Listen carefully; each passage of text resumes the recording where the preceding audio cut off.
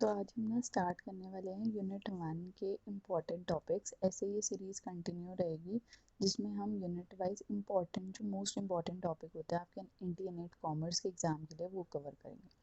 देखो इसके अंदर भी आपके जो यूनिट 1 के अंदर है मैंने इंपॉर्टेंट टॉपिक्स आपको लिखे हुए हैं। फर्स्ट टॉपिक है इकोनॉमिक पॉलिसीज़, सेकेंड है CSR, फेमा फेरा जो है, फिर है फोर्थ है modes of entry into international business, fifth theories of international business, tariff non tariff barriers, foreign direct investment, balance of payment, regional economic integration, IMF, world bank, WTO, trips, TRIMS.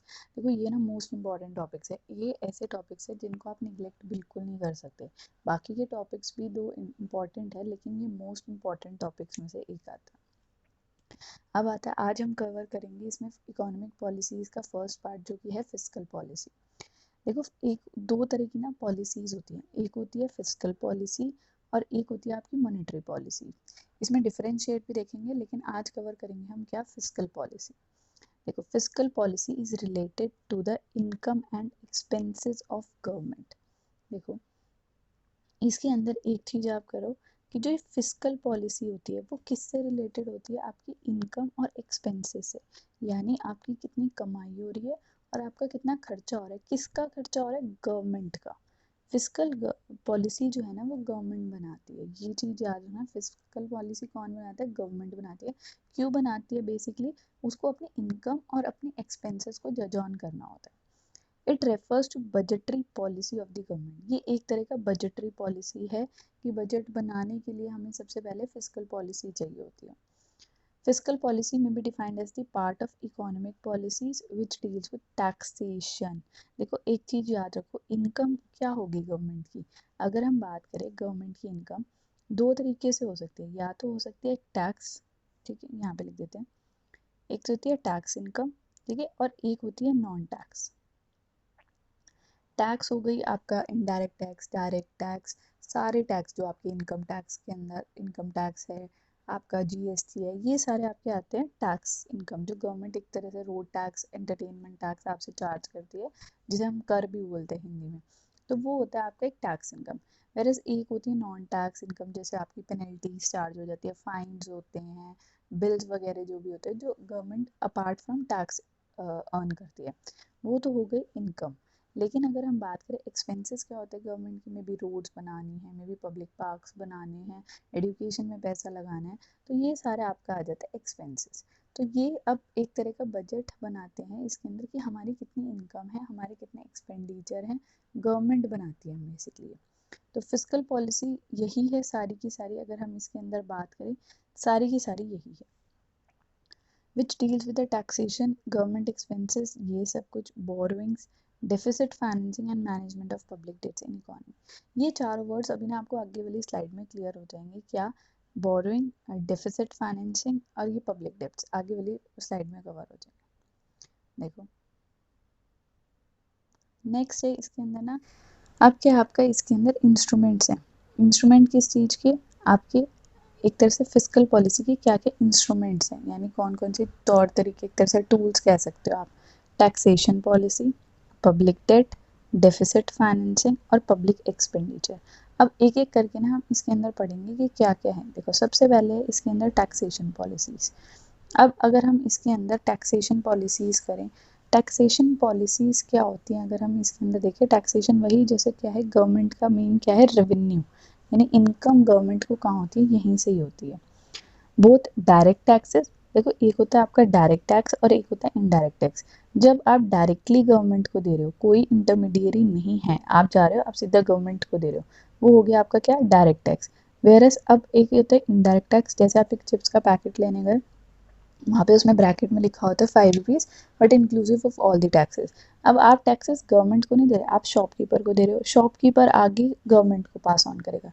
तो tax तो आप दे रहे हो but क्या दे रहे हो, indirect way में दे रहे हो। तो वो हो जाते हैं क्या, एक डायरेक्ट वे और एक indirect taxes. Direct taxes are those which are paid directly, और जो वो है आपके क्या है, इनकम टैक्स और इनडायरेक्ट टैक्सेस, ये अकॉर्डिंगली होता है। मतलब एक तरह से इनकम टैक्स जो होता है वो एक तरह का डायरेक्ट टैक्स होता है क्योंकि आप उसमें डायरेक्टली गवर्नमेंट को देते हो। वैसे इनडायरेक्ट टैक्स हो गया, जैसे मैंने अभी आपको चिप्स का पैकेट बताया, ये सब कुछ क्या होते हैं, इनडायरेक्ट टैक्सेस होते हैं। अब अगर इसमें कैटेगराइजेशन करें तो कैटेगराइजेशन में ना आपके एक तरह से कह सकते हो 4 तरह के टैक्सेस होते हैं, ठीक है। टैक्सेस एक तरह से सिस्टम कह सकते हो कि क्या क्या होता है। सबसे पहला होता है इसके अंदर क्या, progressive.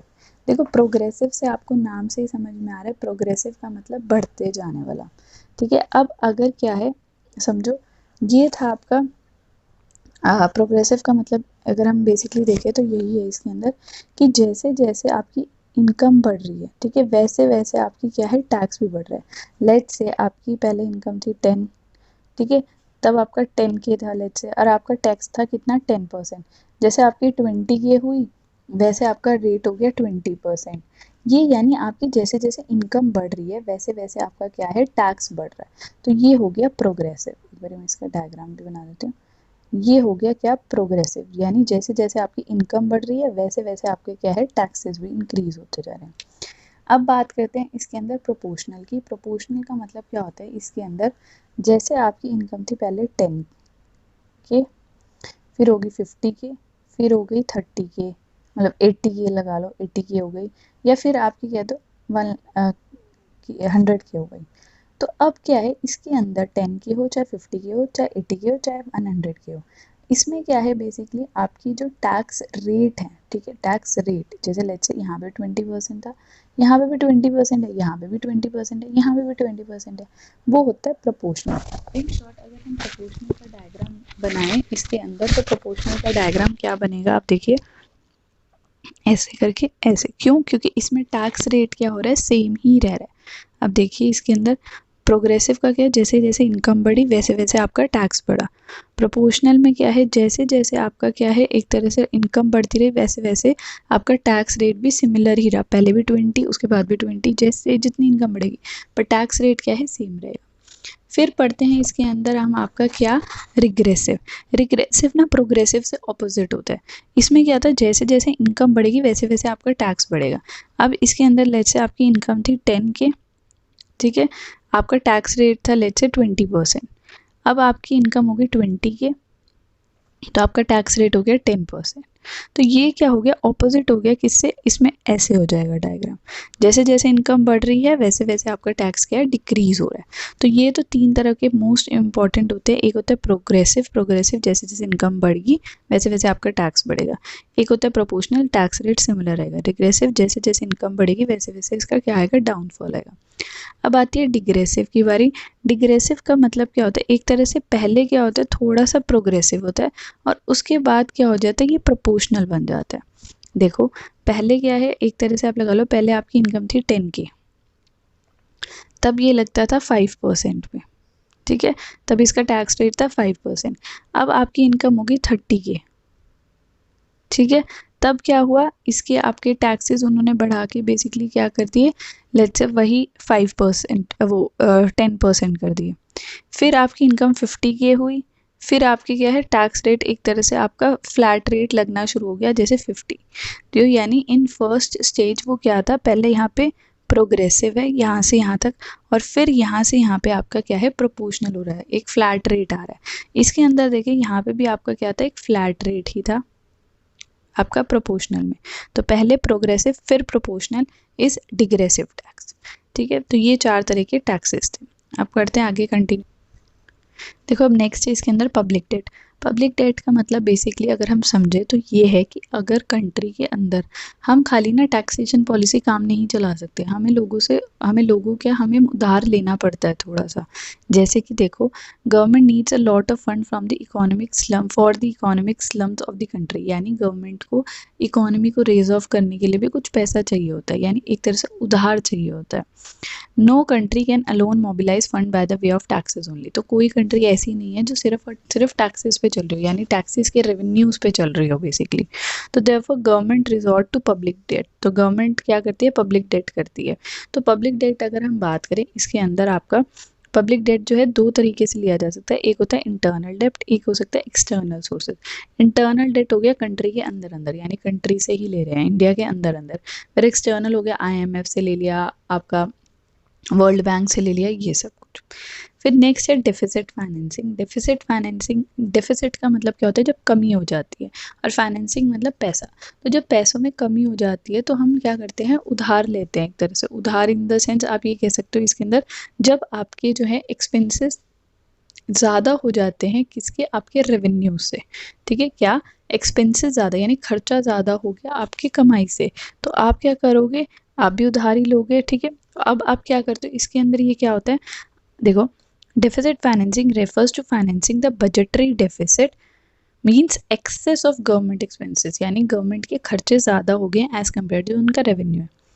RBI gives this loan by issuing new currencies. तो आरबीआई भी लोन देता है, बट कैसे, न्यू करेंसीज को इशू, यानी न्यू प्रिंट्स कर दिए, ये सब कुछ।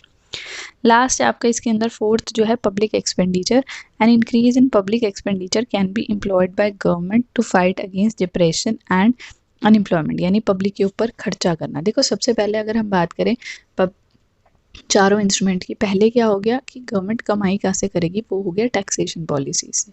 दूसरा खर्चा यानी पब्लिक एक्सपेंडिचर।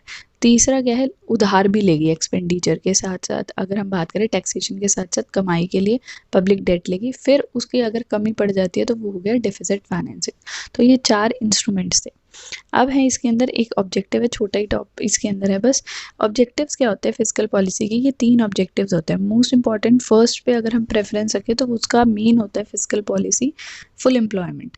सेकंड होता है इकोनॉमी ग्रोथ, यानी इकोनॉमी की क्या है, ग्रोथ भी करनी है, एम्प्लॉयमेंट भी जनरेट करनी है, यानी एम्प्लॉयमेंट को जनरेट करने मतलब अच्छे से रिसोर्सेज, चाहे वो लेबर हो चाहे वो पैसा हो, अच्छे से यूटिलाइज करना। लास्ट है इसका, इसके अंदर प्राइस स्टेबिलिटी।